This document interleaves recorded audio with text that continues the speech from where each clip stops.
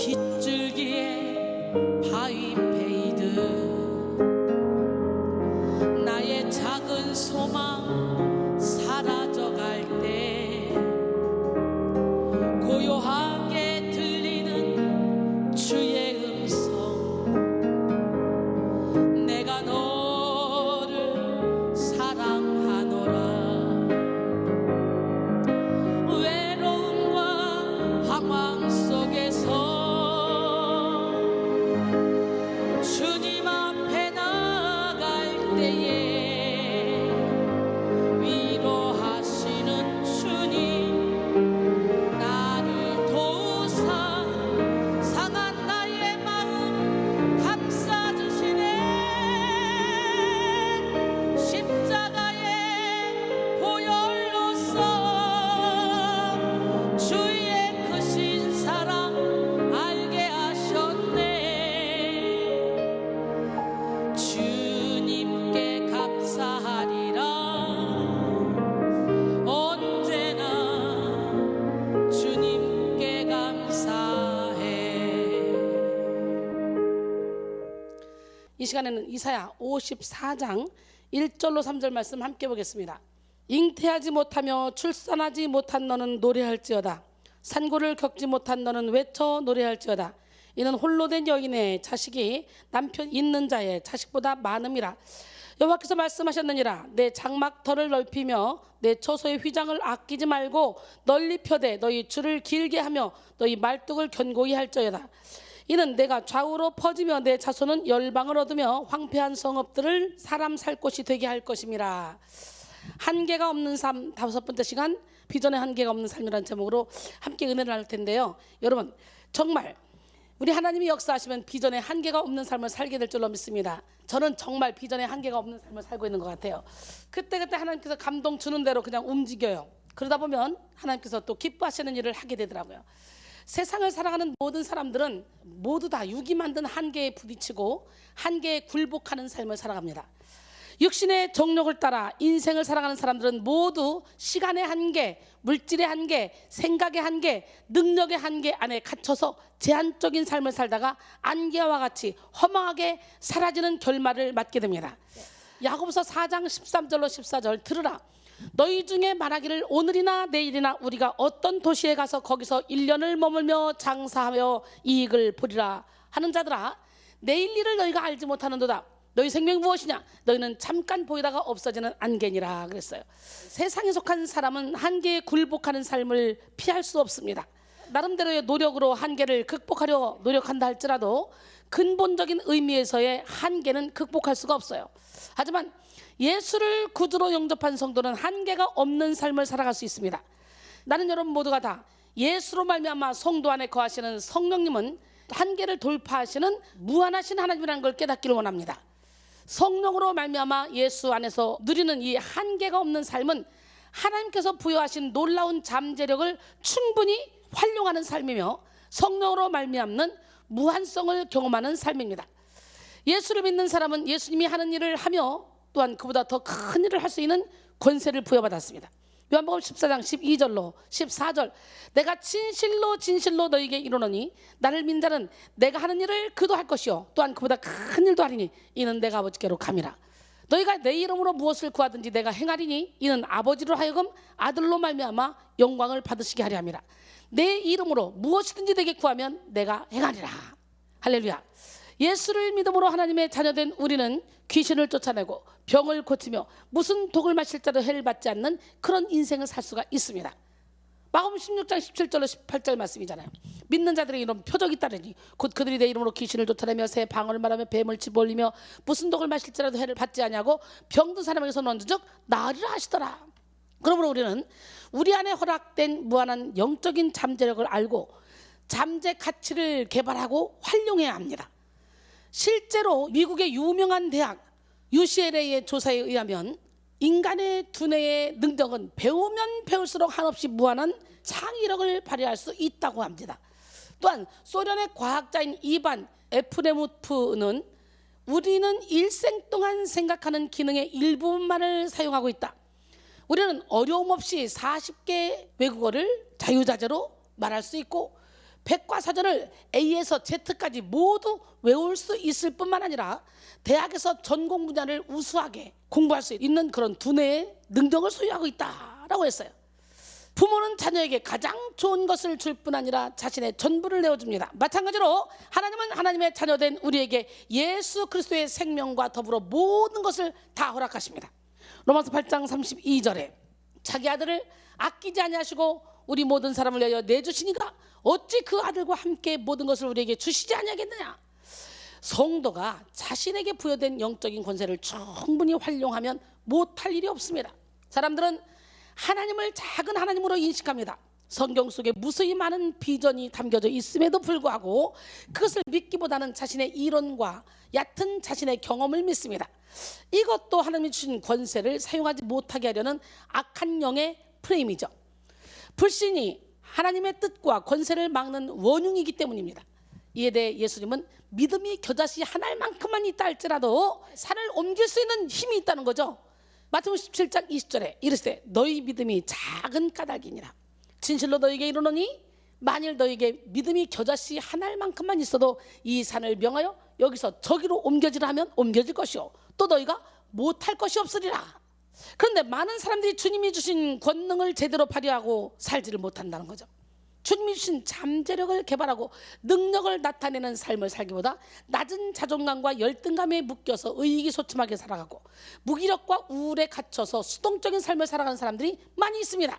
자신 속에 어마어마한 잠재력이 있는데 이를 알아채리지 못한 채 자신이 정해놓은 한계 안에서 육적인 삶을 사는 사람들이 참으로 많다는 거죠. 얼마나 안타깝습니까? 이들은 엄청난 재산을 가지고도 누리지 못하고 일평생 거지처럼 살다가 초라한 결말을 맞는 사람과 같습니다. 하나님이 주신 능력과 축복이 아무리 많아도 영적으로 무지하고 믿음의 능력이 부족한 사람은 육체가 만든 틀 안에서 제한적이고 소극적인 삶을 살게 됩니다. 그러므로 오늘 우리는 모든 육의 틀을 깨뜨리고 성령으로 말미암아 제한 없는 삶을 살아야 됩니다. 이제는 온오프가 아니라 온라인으로만 예배를 드릴 수 있어서 정말 안타까운데 오늘 여러분 온라인으로 예배 드린다 할지라도 전화 받아야지 누가 왔나 보다 자꾸 기웃거리지 마시고 여기가 예배당이다 생각하고 꼼짝하지 마시고 화장실도 좀 참으시고 말씀을 집중해서 들으시고 성령의 기름 부음을 받는 여러분 되길 원해요.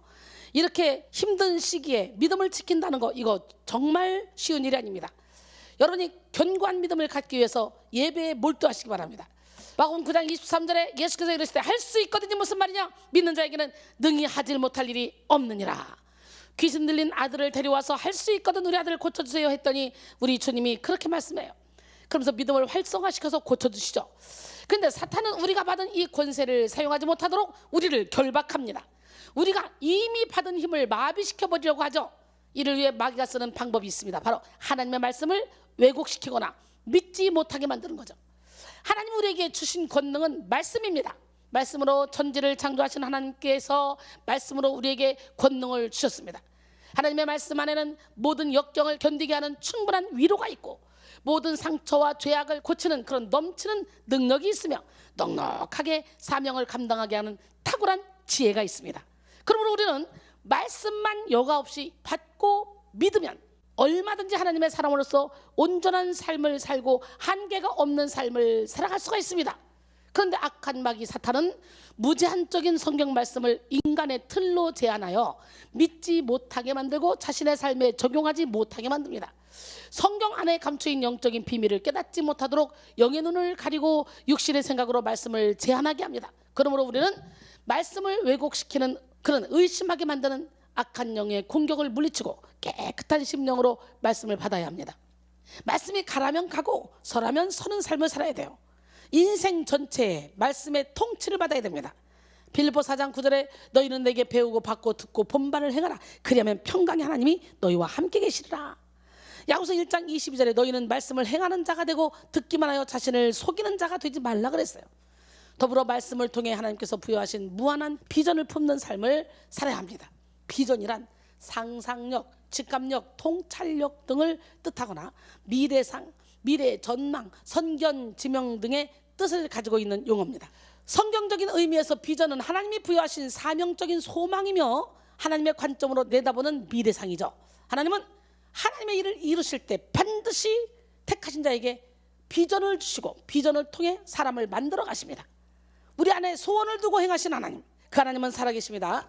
하나님의 뜻을 위해 성령이 임하는 곳에는 비전도 함께 임한다는 거죠.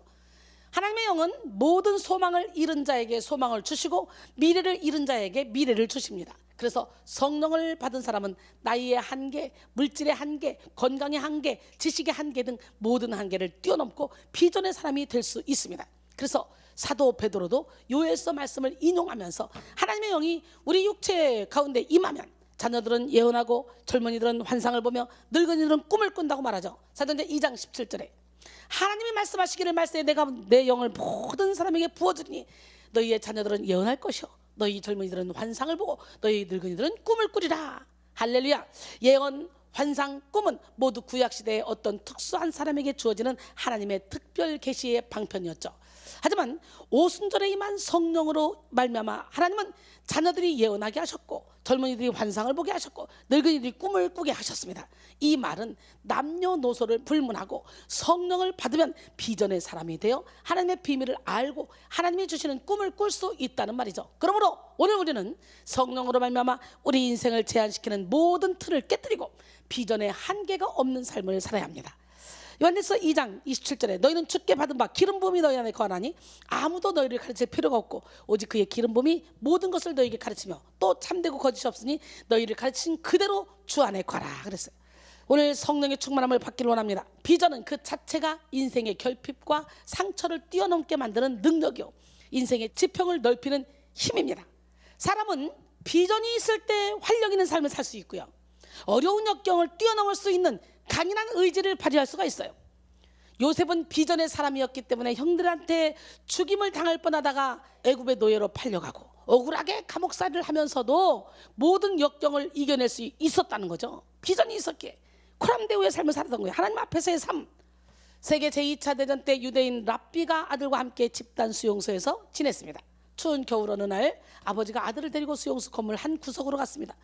아버지는 어렵게 구한 버터 한 조각을 진흙으로 만든 주발에 넣고 거기에 심지를 꽂은 뒤 불을 붙였어요. 촛불을 구할 수 없어서 버터불을 켠 것입니다. 아버지가 아들에게 말했어요. 사람은 밥을 먹지 않아도 3주간을 살 수 있다. 물을 마시지 않아도 3일을 버틸 수 있다. 그러나 희망이 없으면 단 하루도 살 수 없단다. 어둠을 밝히는 이 불이 곧 희망이다. 우리는 살아계신 여호와에 대한 희망을 가져야 된다라고 말했어요. 할렐루야. 비전은 하나님이 주신 소망으로 인간의 눈이 아닌 하나님의 눈으로 세상을 바라보게 하고요. 또 비전은 어둠과 힘든 현실의 자리에서 벌떡 일어서게 해서 미래를 앞서서 보게 만듭니다. 비전은 사람이 가야 할 방향성과 목표를 잡아주죠. 비전은 평생 내가 몰입할 무언가를 찾는 거예요. 하나님은 우리의 몰입과 초점이 하나님 안에 있기를 원하십니다. 어때요? 저의 몰입과 초점이 어디 있습니까? 먹든지 마시든지 무엇을 하든지 자동차에 있든지 길을 가든지 오로지 하나님 안에 있습니다. 그러니까 시간만 나면 영상 작업, 설교 준비 계속 그것만 붙잡고 있어요. 그렇게 비전이야말로 하나님 안에서 발견해야 돼요. 무조건 내가 달란트가 있거나 재능과 흥미가 있다고 해서 정해지는 것이 아니에요. 지금 여러분은 무슨 꿈을 꾸며 살고 있습니까? 어떤 비전을 향해 나가고 있습니까? 하나님은 일찍이 영적인 고난을 통해 저를 불러주시고 저에게 사명을 맡겨주셨어요. 바로 기도원의 300용사처럼 두려워하지 않는 자, 생명을 바칠 수 있는 자, 죽기를 두려워하지 않는 자, 용감한 자 700명을 세워서 전 세계 700개 성전을 세움으로 물이 바다다품같이 여호와의 영광으로 전 세계를 그리스도의 빛으로 덮는 일을 하라는 그런 사명이에요. 그래서 저는 모든 사역을 다 접고 그리고 제자 양성에 몰입해서 예수님의 제자를 재생산하는 일에 열심을 다했습니다.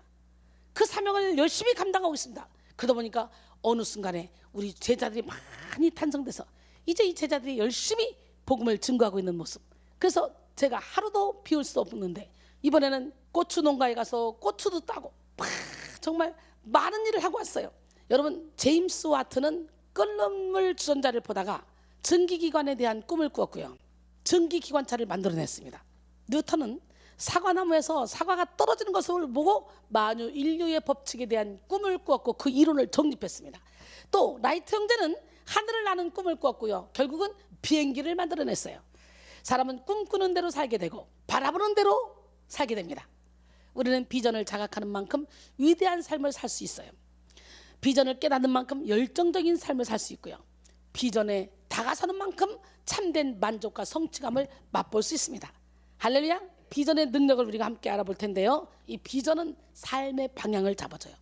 여러분, 초점을 잘 맞춰야지 초점 잘못 맞추면 안가니만 못합니다. 노만 빈센트 필은 장애물이 보인다는 건 목표에서 눈을 돌렸기 때문이다. 정확한 목표 없이 성공의 여행을 떠나는 자는 실패한다. 목표 없이 일을 진행하는 사람은 기회가 와도 그 기회를 모르고 준비가 안 되어 있어서 실행할 수 없다라고 말했습니다. 제1차 세계대전이 끝난 후에 미국은 당시 백만장자 4,043명의 생애를 조사 연구해 봤어요. 그런데 그들 모두에게는 세 가지 공통점이 있었다고 합니다. 첫째, 삶에 분명한 목표를 세운 사람들이었고, 둘째, 인내의 사람들이었고, 셋째, 가슴속에 불타는 비전을 품고 있는 사람들이었다고 합니다. 어때요? 저 같지 않습니까? 여러분들 같지 않습니까? 오늘 야, 나도 그렇게 살고 있는데 라고 말할 수 있는 능력자들이 다 되기를 원합니다. 하나님이 주신 비전을 깨닫게 된다는 것은 우리 인생의 시작과 마침을 안다는 의미가 되죠. 비전을 깨달은 사람은 자신이 태어난 이유를 알고 살아나가야 될 방향을 찾게 됩니다. 그렇게 비전을 보는 사람은 자기 한 사람이 얼마나 중요한지를, 자신을 향한 하나님의 계획이 얼마나 위대한지를 깨닫고 높은 자존감을 가지게 됩니다. 더불어 자신이 가지고 있는 시간, 물질, 노력, 재능을 낭비하지 않고 비전을 성취하기 위해서 몰입하며 쏟아부을 수 있고, 놀라운 집중력을 가지고 비전을 향해 전진해 나갈 수 있습니다. 그래서 비전을 깨닫는 자의 인생은 언제나 하나님이 주신 표대를 향하여 집중되어 청렬되어집니다. 사도 바울은 예수를 만나기 이전에도 매우 열정적인 삶을 살았어요. 그러나 그의 비전과 열심의 방향이 완전히 잘못되어 있었죠. 누구보다 하나님을 위해 산다고 자부했었지만 오히려 하나님을 가장 가슴 아프게 만드는 장본인이 되었잖아요. 디모데전서 1장 13절로 15절, 내가 전에는 비방자요 박해자요 폭행자였으나 도리어 긍휼을 입은 것은 내가 믿지 아니할 때에 알지 못하고 행하였습니다. 우리 주의 은혜가 그리스도 예수 안에 있는 믿음과 사랑과 함께 넘치도록 풍성하였도다. 미쁘다. 모든 사람이 받을 만한 이 말이요, 그리스도 예수께서 죄인을 구원하시려고 세상에 임하셨다 했도다. 죄인 중에 내가 괴순이라 그랬어요. 이처럼 사도 바울은 예수를 만나 향방 없는 삶에 대해 철저히 깨닫고 회개했습니다.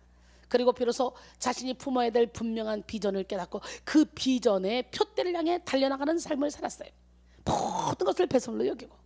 빌립보 3장 13절로 14절, 형제들아, 나는 아직 내가 잡은 줄로 여기지 아니하고 오직 한 일, 즉 뒤에 있는 것은 잊어버리고 앞에 있는 것을 잡으려고 표대를 향하여 그리스도 예수 안에서 하나님이 위해서 부르신 부름의 상을 위하여 달려가노라. 할렐루야. 저 역시 마찬가지입니다. 이 고백할 수 있습니다. 여러분 모두가 다 이 고백을 할 수 있기를 소원합니다. 사람의 마음을 어렵게 하고 견딜 수 없게 만드는 것이 있어요. 그것이 바로 뭐냐? 무의미의 문제예요. 비전 없는 분주함은 사람을 금방 지치게 만들고 가치를 반영하지 못한 열심은 오래 지속될 수 없습니다. 열심은 반드시 비전을 내포해야 그 결과가 의미가 있고 가치가 있습니다. 큰 성공을 이뤄낸 그런 사람이 허무하게 스스로 생을 마감하는 경우를 우리가 종종 보게 되는데요. 큰 성공에도 불구하고 그들의 마음을 우울함의 자리에 머물게 하는 것이 바로 허무함, 무의미함입니다. 무엇을 향해 나는 이렇게 열심히 달렸는가? 무엇을 향해 나는 이토록 나를 희생시켰는가? 라는 질문에 적극적으로 대답하지 못할 때 그 성공은 진정한 성공이라고 할 수 없습니다. 우리 그리스도인들은 이 질문에 당당하게 하나님께서 나에게 맡기신 그 비전이 나의 전 삶을 이끌었습니다 라고 당당히 고백할 수 있어야 합니다. 디모데서 4장 7절로 8절, 나는 선한 싸움을 싸우고 나의 달려갈 길을 마치고 믿음을 지켰으니 이제 후로는 나를 위하여 의의 면류관이 예비되었으므로 주 곧 의로우신 재판장이 그날에 내게 주실 것이며 내게만 아니라 주의 나타나심을 사모하는 모든 자에게도니라. 할렐루야. 이 고백이 여러분의 고백이 돼야 돼요. 인생 말년에. 저는 지금도 이 고백할 수 있습니다. 나의 먹든지 마시든지 무엇하든지 하나님의 영광을 위해서 살고 있습니다. 우리 인생의 끝자락에서 사도 바울과 같이 고백할 수 있는 우리 모두가 되기를 소원합니다. 비전을 가진 사람은 삶의 질서가 있습니다. 껍질뿐인 열정이 아니에요. 추진력이 있으면서도 절제할 줄 알고 선을 지킵니다. 방향이 희미한 사람은 방황할 수밖에 없고 많은 시간과 에너지를 낭비할 수밖에 없어요. 두 번째, 비전은 위기를 돌파하게 합니다. 비전이 있는 사람은요, 인생의 위기를 만나도 헤쳐나갈 수가 있어요. 하나님이 주신 비전을 이루는 일에 마귀의 방해가 있음을 알고 대처할 수 있습니다. 때때로 감당하기 어려운 순간을 만날지라도 힘의 원천이 되시는 하나님을 의지하여 넉넉하게 이기게 됩니다. 비전이 위기를 돌파하게 하는 능력이 되는 거죠. 로마서 8장 35절로 37절, 누가 우리를 그리스도의 사랑에서 끊으려 환난이나 공고나 박해나 기근이나 적시나 위험이나 칼이랴 기록된 바 우리가 종일 주를 위하여 죽임을 당하게 되며 도살당할 양같이 여김을 받았나이다 과 같으니라. 그러나 이 모든 일에 우리를 사랑하신 이로 말미암아 우리가 넉넉히 이기느니라. 난 여러분 모두가 다 받으시 이기는 것이 아니라 넉넉히 이기는 삶을 사시기를 원합니다. 우리는 아무것도 아니지만 우리를 통해 일하시는 하나님, 그 멋쟁이 하나님은 말로는 다 표현할 수 없어요. 그 하나님이 이 시간에도 불꽃 같은 눈동자로 저와 여러분을 지켜보고 계시고 우리를 통해 놀라운 일을 행하시기를 원합니다. 1812년 3월 12일 인도의 세람푸르에서 화재가 발생했어요. 이 화재로 현대 선교의 아버지라 불리는 윌리엄 캐리와 그의 동료들이 수년에 걸쳐 갖은 고생을 감수하며 번역한 책들이 삽시간에 연기 속에 사라져버렸습니다. 대형 화재가 나기 전까지 윌리엄 캐리는 인도 선교를 위해 수도 없이 많은 헌신을 해왔어요. 그는 수많은 반대와 박해 속에 인도까지 왔는데 인도에 도착한 지 1년 만에 아들이 이질에 걸려서 죽었고, 이어서 아내가 정신장난증에 빠져 고통당하는 어려움을 이겨내야만 했습니다. 윌리엄 캐리는 모든 역경을 믿음으로 헤쳐나가면서 현지 언어로 성경을 번역하는 일에 전념해 왔어요. 그런데 예기치 않은 화재로 인해 그간의 노력이 물거품이 되고 말았어요. 새로 주조된 타이프와 너무 큰 금속 타자기가 전손되었고, 애를 써서 편집한 원고 문법책 사전들이 다 사라져버렸어요. 이때 손실에 대해 캐리는 이렇게 기록했습니다. 인쇄기 외에는 아무것도 건져내지 못했다. 이것은 너무 큰 타격이어서 앞으로 오랫동안 성경을 인쇄하지 못하게 될 것이다. 12개월 동안 열심히 일한다 해도 회복되기는 어려울 것이다. 재산, 원고 등의 손실은 말할 것도 없고 이 상황은 쉽게 극복되기 어려울 것이다 라고 했습니다. 캐리가 언급한 원고의 손실에는 거의 모든 인도 성경과 카나레스 신약 성경과 산스크리트어로 번역한 2권의 구약 성경과 많은 페이지의 벵가로 사전과 테루구 문법책 전부와 산스크리트어 모든 고급사 전부와 그의 언어 사업의 걸작품들이 포함되어 있었어요. 그러나 윌리엄 캐리와 그의 동력자들은 그러한 불시험 속에서도 믿음의 선포를 이어나갔어요. 틀림없이 하나님께서는 이 좋지 않은 일을 통해서 우리의 이익을 증진시킬 것이다 라는 생각을 한 거죠. 멋있죠? 모든 것을 합력하여 선을 이루시는 하나님, 그 하나님은 살아계십니다. 결국 얼마 지나지 않아 하나님의 계획이 드러났습니다. 그 화재로 말미암아 영국 그리스도인들이 인도 선교에 관심을 가지게 됐고, 수많은 물자와 선교사들이 인도로 유입되는 길이 열려버렸어요. 비전은 강렬한 사명의식을 꺼지지 않게 하는 심지입니다. 비전의 사람은 어떤 어려움이 찾아와도 그 비전을 통해서 인생을 다시 재건합니다. 토마스 칼라일은 명확한 목적이 있는 사람은 가장 험난한 길에서조차 앞으로 나가고, 아무런 목적이 없는 사람은 가장 순탄한 길에서조차 앞으로 나가지 못한다라고 했습니다. 베드로전서 4장 12절로 13절, 사랑하는 자들아, 너희를 연단하려고 오는 불시험을 이상한 일 당하는 것 같이 이상히 여기지 말고 오히려 너희가 그리스도의 고난에 참여하는 것으로 즐거워하라. 이는 그의 영광을 나타내실 때 너희로 즐거워하고 기뻐하게 하려 함이라 그랬어요. 세 번째로, 비전은 인생을 해석하는 지혜를 얻게 합니다. 비전을 발견하게 될 때 우리는 지난 우리의 과거의 고난들도 은혜로 해석할 수 있게 되는 거예요. 비전을 깨달은 사람은 자신이 겪어온 모든 상처와 아픔 역시 다른 영혼들을 살릴 수 있는 약재료가 된다는 것을 알게 되는 거예요. 내가 고난 당하기 전엔 그릇 행하였으나 이제는 주의 율례를 지키나이다. 고난 당한 것이 내게 유익이라. 이로 말미암아 내가 주의 율례들을 배우게 되었나이다. 시편 119편 67절 그리고 71절 말씀이죠. 그러니까 고난을 통해서 더욱더 성숙해지고 고난을 통해서 나를 만들어 가신 하나님이라는 걸 깨닫게 되는 거죠. 인생의 모든 순간이 합력하여 선을 이룬다는 것을 알게 되는 거예요. 더불어 하나님이 주신 비전을 자신의 꿈으로 삼는 사람은 하나님의 동력자가 되어 하나님의 권세를 위임받는 영광을 누리게 됩니다. 그러므로 비전을 깨닫는 때는 우리에게 위임해 주신 하나님의 권세가 나타나는 순간이라고 할 수 있습니다. 비전을 향한 나갈 때 하나님은 우리에게 실제적인 영권, 인권, 물권을 더하십니다. 이 시간 여러분을 향한 하나님의 부르심의 소망을 확실히 붙잡기를 원합니다. 에베소 1장 17절로 19절 우리 주 예수 그리스도의 하나님 영광의 아버지께서 지혜와 계시형을 너에게 주사 하나님을 알게 하시고 너희 마음의 눈을 밝히사 그의 부르심의 소망이 무엇이며 성도 안에서 그 기업의 영광인 풍성함이 무엇이며 그의 힘의 위력으로 역사하심을 따라 믿는 우리에게 베푸신 능력이 지극히 크심이 어떠한 것을 너희로 알게 하시기를 구하노라 그랬어요. 오늘 성령의 충만함을 받으시고 하나님의 영으로 하나님을 알아가는 그 하나님의 주신 축복을 받아 누리는 기적의 주인공이 되기를 원합니다. 그런데 현대는요 비전이 희귀한 시대입니다. 현대에 많은 사람들이 꿈을 꾸는 대신 포기하며 살아갑니다. 그래서 연애, 결혼, 출산을 포기하는 3포 세대가 나타나더니 연애, 결혼, 출산, 집 경력을 포기하는 5포 세대가 나타나더니 곧이어 연애, 결혼, 출산, 집 경력, 취미, 인간관계까지도 포기한 7포 세대가 나타나더니 이제는 모든 것을 포기하는 N포 세대가 나타났습니다. 꿈보다 포기를 선택한 사람들은 환경의 장벽 앞에 굴복하며 쉽게 좌절합니다. 노력해도 나아질 것이 없다는 비관적인 생각으로 극단적인 선택을 하는 사람들도 많습니다. 한참 꿈꾸며 열심히 공부해야 될 어린 학생들도 되고 싶은 것이 없고 하고 싶은 것이 없다고 말하는 경우가 참 많죠. 여러분의 자녀에게 물어보세요. 뭐 하고 싶니? 난 모르겠어요. 너 전공 뭐 할래? 난 모르겠어요. 모르겠어요. 모르쇠로 그냥 끝내는 어린아이들이 많아요. 중고등학생들도 마찬가지예요. 우리나라의 다수의 학생들이 그저 꿈 없이 컴퓨터 게임에 빠져서 인생을 허비하고 있습니다. 또 명확한 비전 없이 쾌락만을 쫓아서 무의미한 삶을 사는 사람들도 많습니다.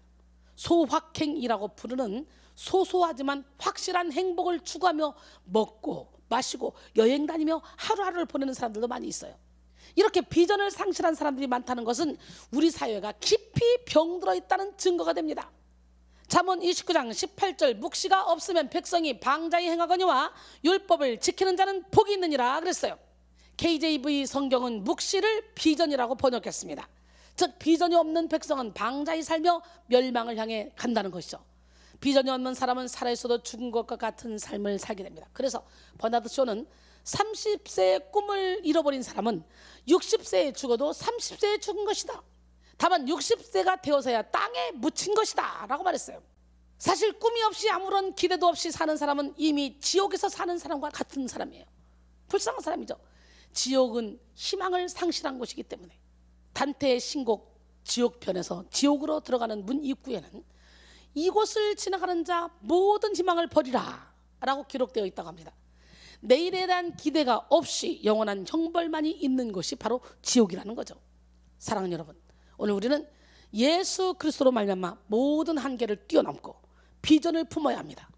참 소망이신 예수 그리스도는 우리에게 비전을 주십니다. 예수님이 이 땅에 오셔서 하셨던 일은 사망의 그늘 안에 희망이 없이 살던 인생들로 하여금 부활의 희망을 꿈꾸게 하는 것이었습니다.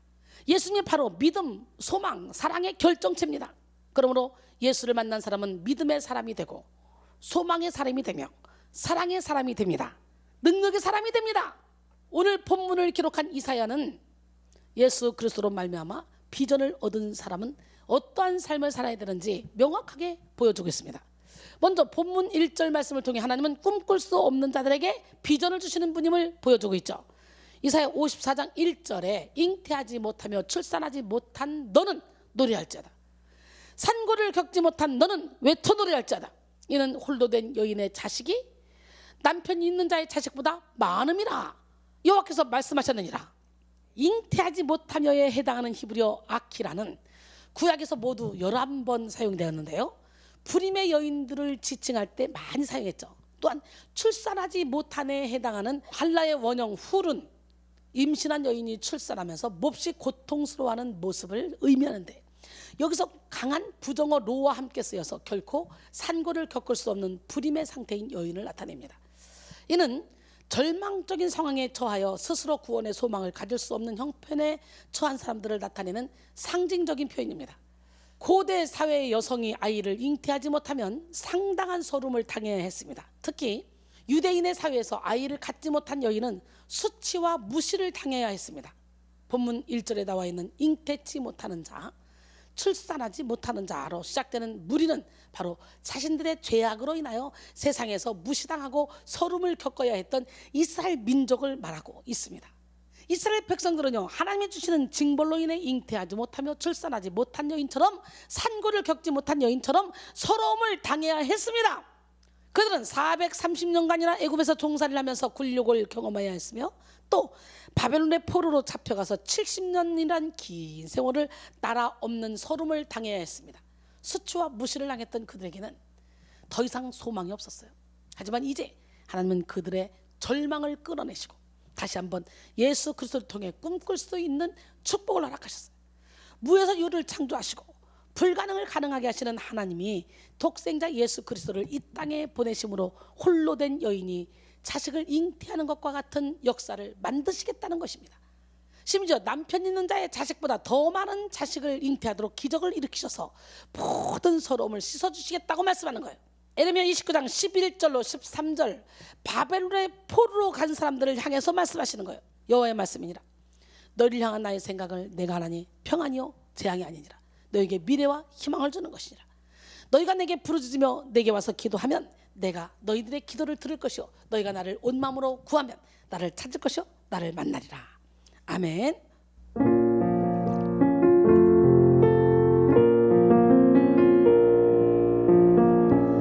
너희를 향한 나의 생각은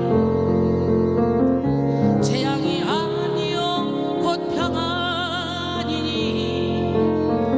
너희 장래에 소망을 주려 하는 생각이라.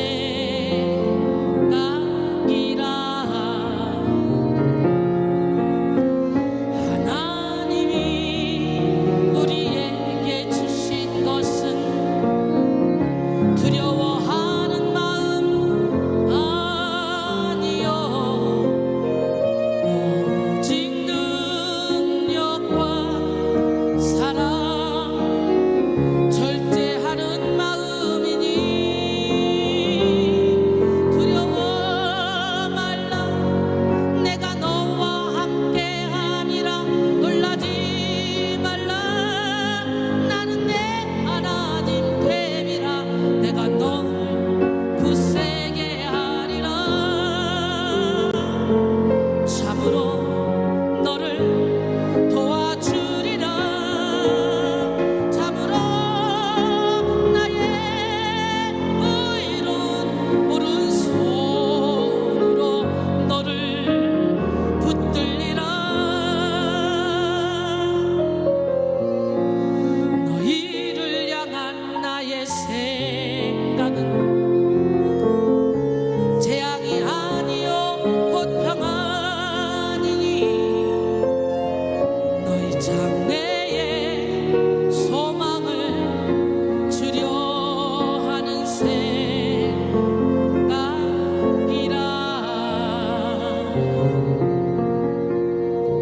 아멘. 그러므로 이제 이스라엘은 절망의 한숨을 멈추고 하나님이 보내주신 미래를 바라보며 희망을 품고 전진해야 합니다. 오늘 우리도 마찬가지예요.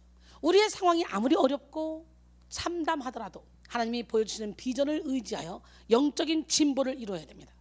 불가능이 없는 하나님은 하나님의 백성을 축복하시되 우리가 상상하는 그 이상으로 크고 놀랍게 역사하십니다. 우리는 물 한 잔을 요구하지만 하나님은 우물을 통째로 주시는 분. 우리는 금 한 돈을 요구하지만 주님은 금광 전체를 주시는 분이에요.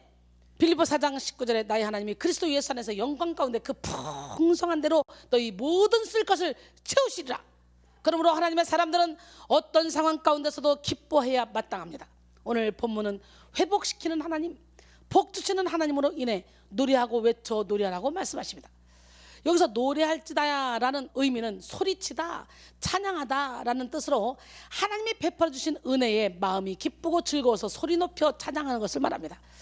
세상 사람들이 부르는 노래와 하나님의 사람들이 부르는 노래는 차이가 있어요. 세상 사람들은 결과를 보고 기뻐하고 소유로 인해 노래합니다. 하지만 하나님은 잉태하지 못하고 출산하지 못한 사람에게 노래하라고 하셨습니다. 산고를 겪지 못한 사람에게 외쳐 노래하라고 말씀하셨어요. 다시 말해 믿음으로 기뻐하라는 것이죠. 회복시키실 하나님을 바라보며 소망하며 힘껏 기뻐하라는 말씀이에요. 살전 5장 16절 이하에 보니까 항상 기뻐하라, 쉬지 말고 기도하라, 범사에 감사하라, 이것이 하나님의 뜻이래요. 빌립보 4장 4절에 주 안에서 항상 기뻐하라, 내가 다시 말하노니 기뻐하라. 시편 16편 11절에 주께서 생명의 길을 내게 보이시리니 주의 앞에는 충만한 기쁨이 있고 주의 오른쪽에는 영원한 즐거움이 있나이다 그랬어요. 하나님을 소망하는 사람은 아무것 없어도 기뻐하며 환난이 닥쳐와도 영혼의 기쁨을 빼앗기지 않습니다. 하박국 3장 16절로 18절까지 보면 바벨론이 쳐들어온다는 소식을 하박국 선지자가 들어요. 그리고 고백합니다. 내가 들었으므로 내 창자가 흔들렸고 그 목소리로 말미암아 내 입술이 떨렸도다. 무리가 우리를 치러 올라오는 환난 날을 내가 기다림으로 썩이는 것이 내 뼈에 들어왔으며 내 몸은 내 초소에서 떨리는도다. 비록 무화과 나무가 무성하지 못하며 포도나무에 열매가 없으며 감람나무에 소출이 없으며 밭에 먹을 것이 없으며 우리의 양이 없으며 외양간에 소가 없을지라도 나는 구원의 하나님 한 분으로 만족하겠다는 거예요. 여호와로 말미암아 즐거워하며 나의 구원의 하나님으로 말미암아 기뻐하리로다. 오늘 이 시간에 여러분 모두가 다 오직 주님 한 분으로 즐거워하며 기뻐하는 믿음을 갖기를 원합니다. 또한 하나님을 소망하는 사람은 아무것도 없어도 모든 것을 가진 자처럼 자족하며 살아갑니다. 하나님 안에 담긴 소망을 발견하는 사람은 마음에 하나님 자체를 누리고 있기 때문에 아무것도 필요가 없어요. 하나님 한 분만으로 충분히 만족하는 거. 영혼이 아무것도 없어도 당당하고 안정되어 있으며 부유합니다. 오늘 여러분은 어떤 고난으로 서러움과 아픔을 당하고 계십니까? 홀로 된 여인의 자식을 남편이 있는 여인의 자식보다 많게 하실 하나님을 의지하시기 바랍니다. 독일의 종교개혁자 마틴 루터는 기독교인은 어떤 환경에 있다 할지라도 마음속으로 기뻐할 수 있는 사람이고 어떤 상황 속에서 찬송과 기쁨의 표현을 할 수 있는 사람이다 라고 했어요. 치료의 하나님, 기적의 하나님, 역전의 하나님을 바라보시고 하나님을 찬양하고 기뻐하는 지혜로운 성도들이 되기를 바랍니다. 더불어 하나님이 주신 비전을 붙들고 비전을 위한 삶을 사시기를 바랍니다. 오늘 본문 이사야 54장 2절에 내 장막터를 넓히며 내 처소의 휘장을 아끼지 말고 널리 펴되 너희 줄을 길게 하며 너희 말뚝을 견고히 할지어다. 비전은 하나님이 주시는 것이지만 비전을 받은 인간에게는 비전에 대해 믿음으로 반응할 책임이 있습니다. 즉 하나님이 주신 비전을 바라보며 장막터를 넓히고 처소의 휘장을 아끼지 않으며 줄을 길게 하고 말뚝을 견고히 할 책임이 우리에게 있다는 거예요. 영국의 여류 작가 조지 엘리엇은 우리가 가만히 앉아서 기적이 일어나기를 기대해서는 안 된다. 일어나서 행동하라. 그리하면 주님이 함께 하실 것이다 라고 말했습니다. 그렇습니다 여러분. 달리는 말에 채찍하시는 분이에요.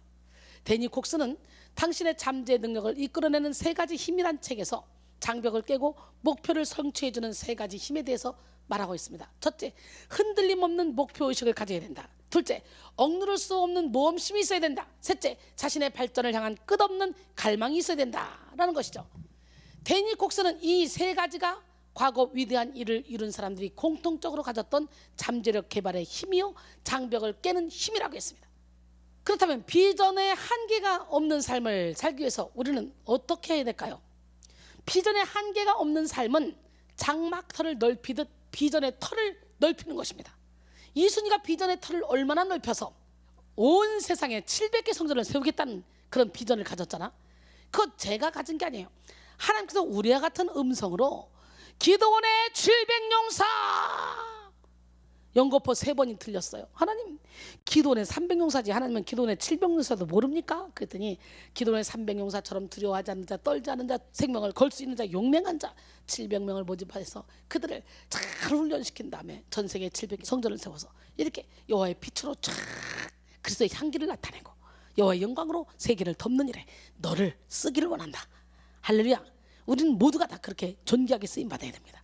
그래서 저는 장막터를 넓히며 진작부터 미국에 캐나다에 성전을 세워놓고 계속적으로 함께 사역을 펼쳐가고 있잖아요. 내 장막터를 넓히며 여기서 장막은 거주지를 상징하는 말입니다. 따라서 장막을 넓히는 것은 번성함을 나타냅니다. 즉 이스라엘이 정치, 경제, 문화 모든 면에서 번성하게 될 것을 가리키는 말이죠. 이는 궁극적으로는 신약의 교회들이 사방으로 퍼져나감으로써 하나님 나라가 확장되게 될 것을 예언한 것이기도 합니다.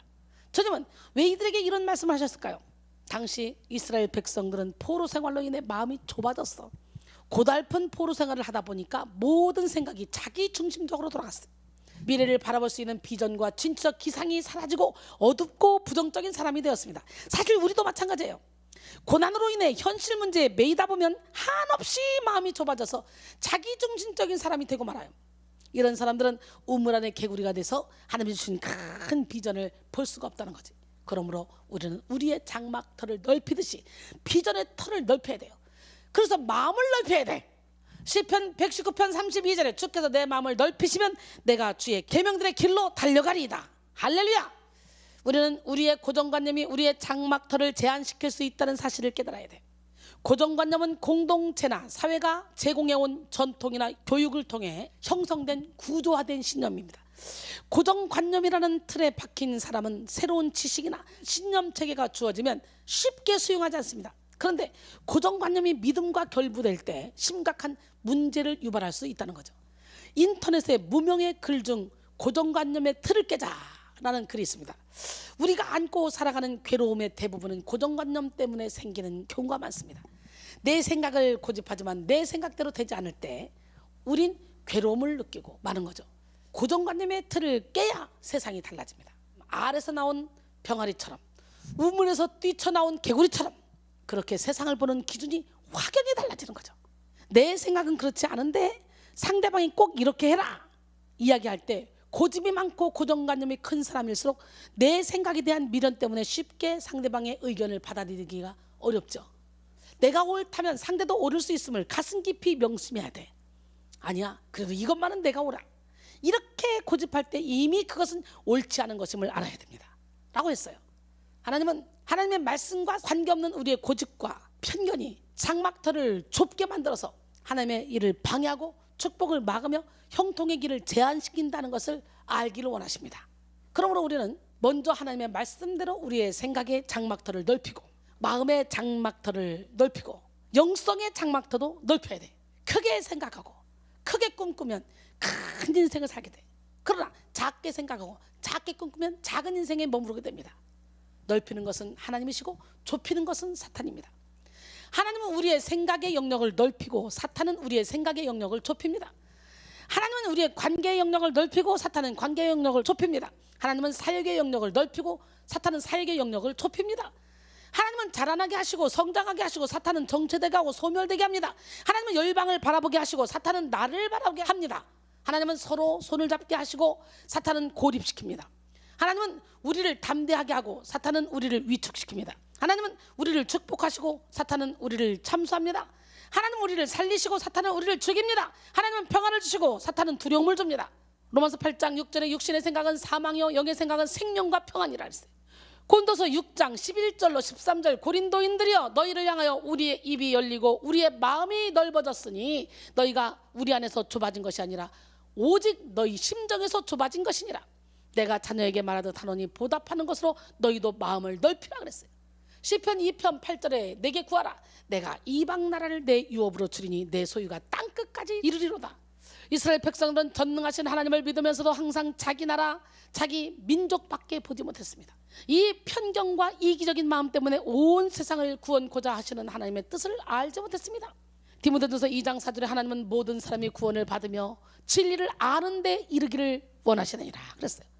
이스라엘 백성들은 선민의식에 사로잡혀서 이방인을 품지 못했습니다. 그러나 이제 하나님은 내 장막터를 세계로 넓히라고 명령하십니다.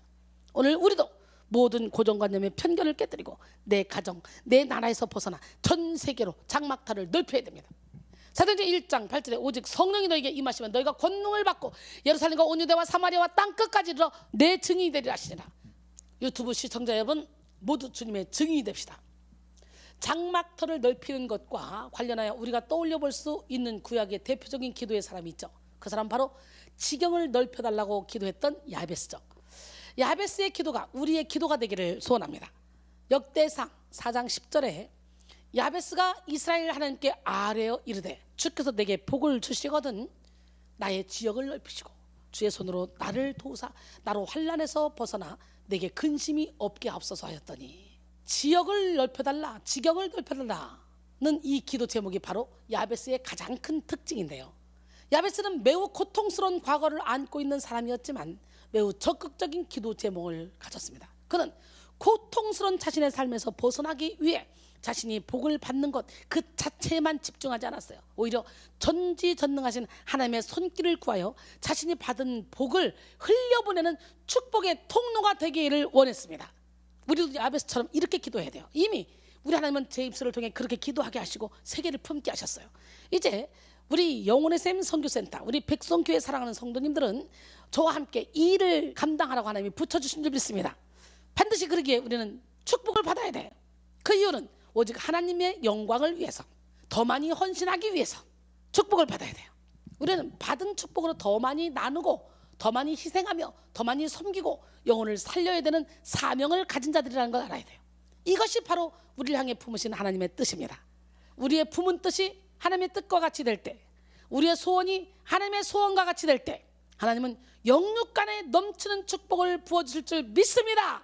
두 번째로, 비전의 한계가 없는 삶은 처소의 휘장을 아끼지 말고 널리 펼치듯 비전을 위해 받은 달란트를 적극적으로 개발하는 것입니다. 난 여러분 모두가 비전의 한계가 없는 삶을 살기로 해요. 그러려면 어떻게 돼요? 처소의 휘장을 아끼지 말고 널리 펼치듯이 비전을 위해 받은 달란트를 적극적으로 개발하는 삶이라는 거예요. 처소의 휘장을 아끼지 말고 널리 펴라는 것은 받은 달란트를 적극적으로 활용하라는 뜻이에요. 하나님은 누구에게나 재능을 주셨습니다. 어떤 사람에게는 10달란트를 주시고 어떤 사람에게는 5달란트를 주시고 어떤 사람에게는 1달란트를 주셨어요. 문제는 달란트의 많고 적음이 아니라 우리가 받은 달란트를 적극적으로 활용하고 개발하는 것입니다. 하나님은 자기가 받은 1달란트를 땅에 묻은 종에게 악하고 게으른 종이라고 꾸짖으셨어요. 그리스도인들은 꿈을 쫓는 망상가들이 아닙니다. 하나님은 달란트를 개발하는 과정을 통해 역사하십니다. 하나님은 달란트를 개발하는 자를 성장시키고 그를 비전에 걸맞는 사람으로 만들어 쓰십니다. 여러분에게는 어떤 달란트가 있으십니까? 혹시 자신의 달란트가 작고 초라한 것이라 생각되어 아무것도 하지 않는 영적 수동성에 빠져 있지는 않습니까? 하나님은 성실하게 일하는 자를 축복하십니다. 여러분에게 있는 처소의 휘장을 아끼지 말고 널리 펼치시기 바랍니다. 세 번째로, 비전의 한계가 없는 삶은 줄을 길게 해서 중심을 잡듯이 예배 중심으로 비전의 중심을 잡는 거예요.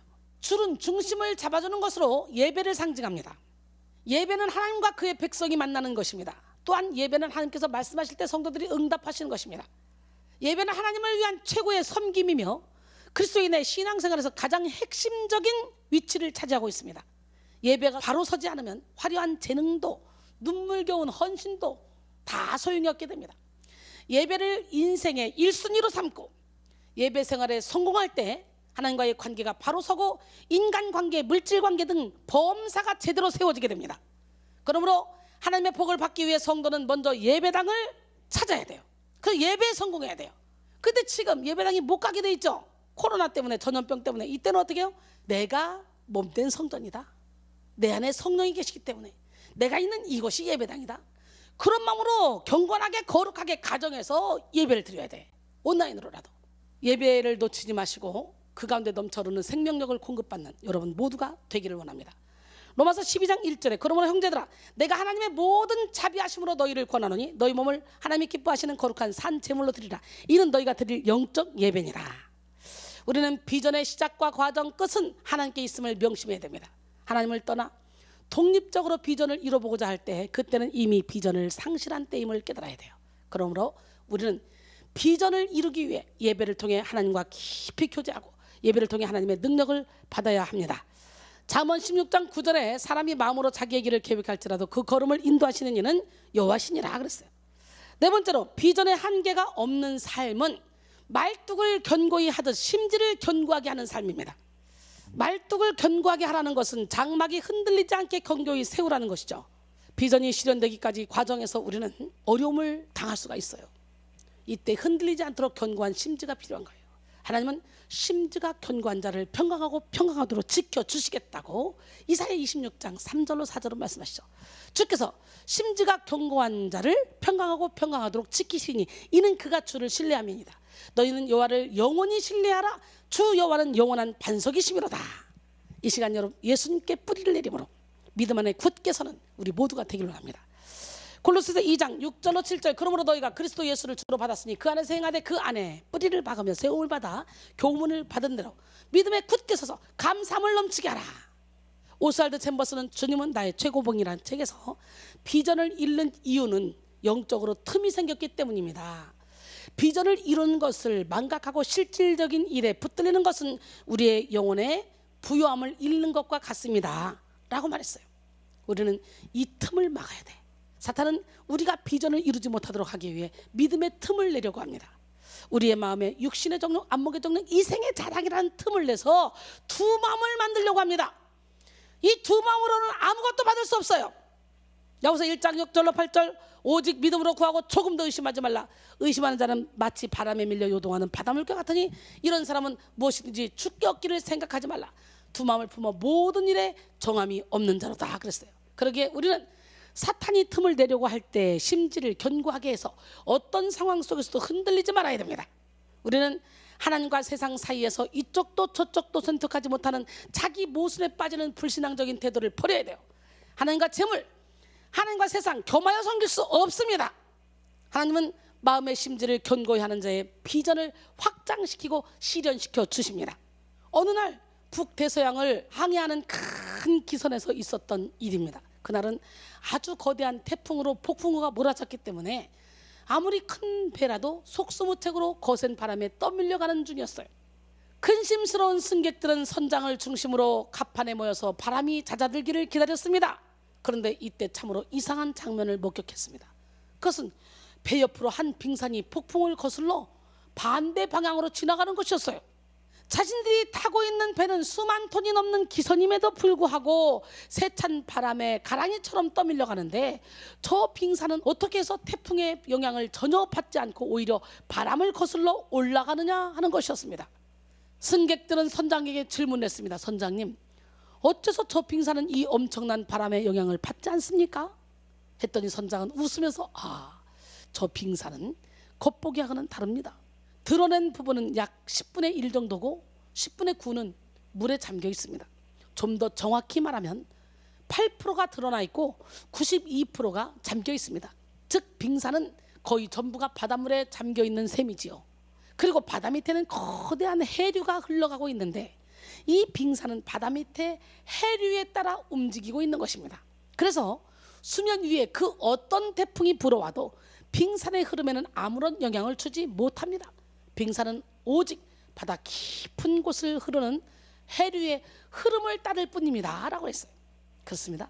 내가 주인 삼은 예수님을 주인으로 모시기만 하면 거친 풍랑에도 깊은 바다처럼 내 영혼은 잠잠하게 됩니다.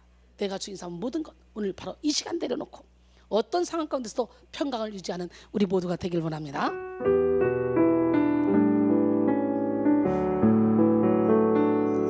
내가 주인 삼 모든 것 내려놓고 내 주 되신 주 앞에 나가 내가 사랑했던 모든 것 내려놓고 주님만 사랑해.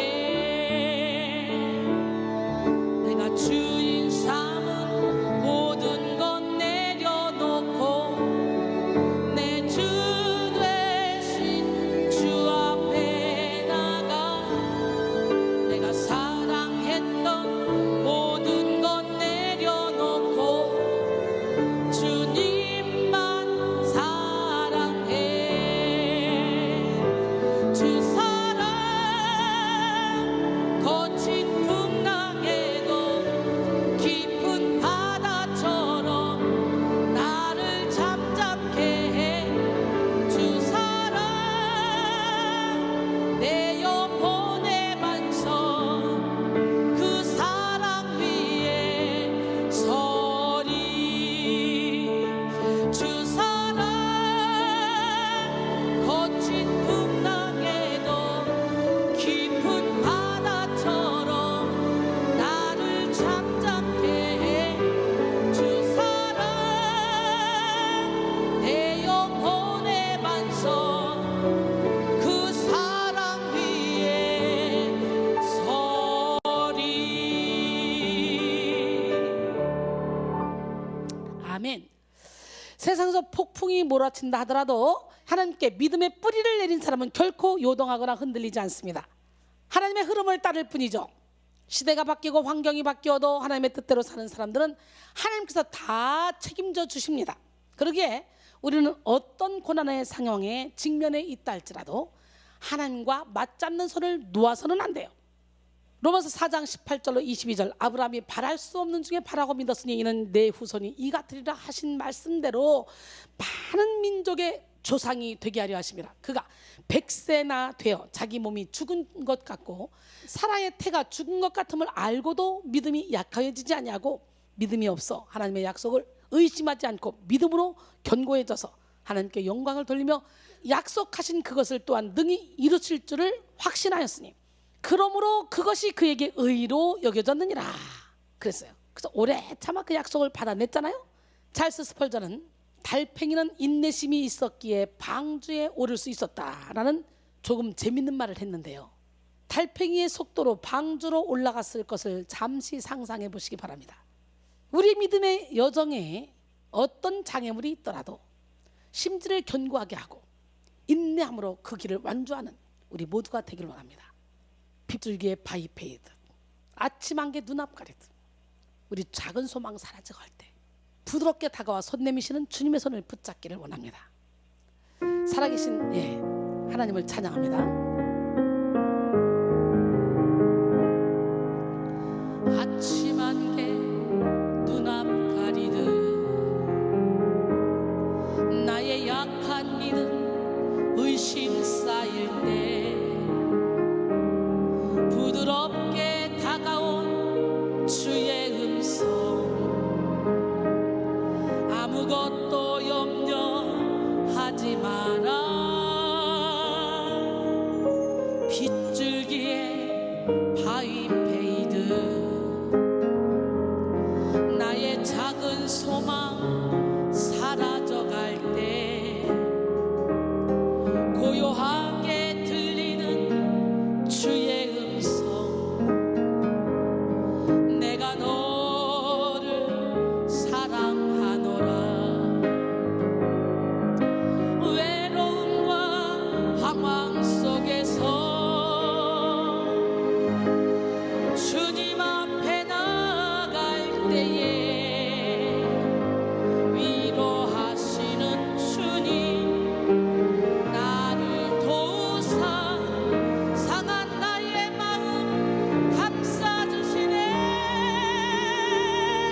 십자가의 보혈로서 주의 크신 사랑 알게 하셨네. 주님께 감사하리라.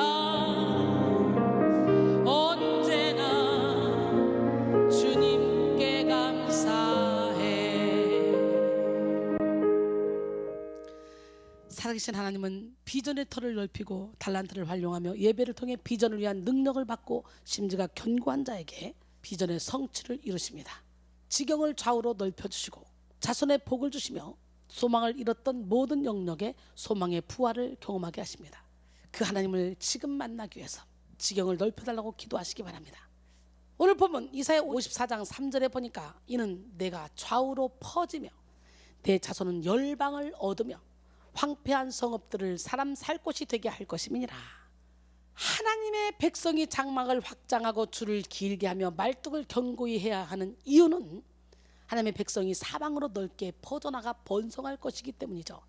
3절에서 좌우로에 해당하는 야민, 우세, 모울은 오른쪽과 왼쪽으로라는 의미입니다. 이는 사실상 모든 방향을 의미하는 거예요. 여기서 퍼지며에 해당하는 디프로치의 원형 파라츠는 문자적으로 터지고 나오거나 사방으로 퍼져나가는 것을 의미하는데, 이 단어는 여호와께서 베델에서 야곱에게 주신 축복의 예언 중에 그의 후손이 땅의 티끌같이 편만할 것임을 나타낼 때 사용된 표현입니다. 이 예언은 선민 자손의 번성을 나타내는 것이기도 하지만 궁극적으로는 영적 이스라엘인 교회를 통해 성취될 예언으로 보는 것입니다. 그것이 자연스럽습니다. 즉 영적 이스라엘인 교회가 혈통적 이스라엘을 넘어서 이방인들에게까지 복음을 증거하여 그들을 하나님의 통치를 받는 하나님의 친백성으로 만들 것이라는 예언으로 볼 수가 있어요. 다시 말해 하나님의 백성의 후손이 이방을 상속할 것이라는 본문은 교회가 복음을 증거해서 무수한 영혼을 하나님께로 인도하여 그들을 통해 하나님 나라를 확장시킬 것이라는 사실을 나타낸 것입니다.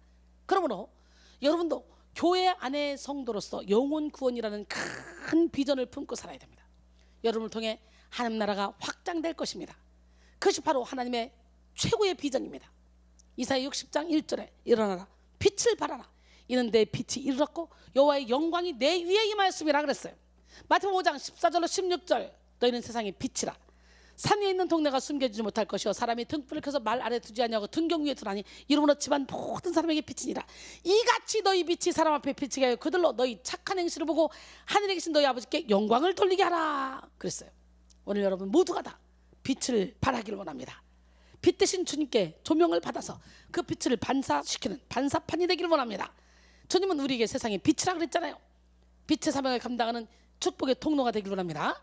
결론적으로 오늘은 한계가 없는 삶 5번째 시간으로 비전의 한계가 없는 삶이라는 제목으로 은혜를 나눴어요. 성령은 비전의 영입니다. 성령의 역사가 있는 곳에는 비전이 있습니다. 오늘 우리는 모든 한계를 초월하게 하는 예수 그리스도로 말미암아 비전의 한계가 없는 삶을 살고 비전으로 말미암아 인생의 방향을 잡고 위기를 돌파하며 인생을 해석하는 지혜를 얻어야 합니다. 하나님은 하나님의 비전을 품은 자에게 하나님의 동력자로서의 영광과 권세를 주십니다. 그러므로 우리는 어떤 절망적인 상황 속에서도 불가능을 가능하게 하는 하나님의 능력을 의지해서 비전의 털을 넓히고 달란트를 개발하여 예배를 통해 비전을 위한 능력을 받고 심지를 견고하게 해야 됩니다. 이 시간 여러분 모두가 성령으로 말미암아 비전의 한계가 없는 삶을 살아서 하나님의 무한한 능력과 축복을 누리시기를 주님의 이름으로 축원합니다.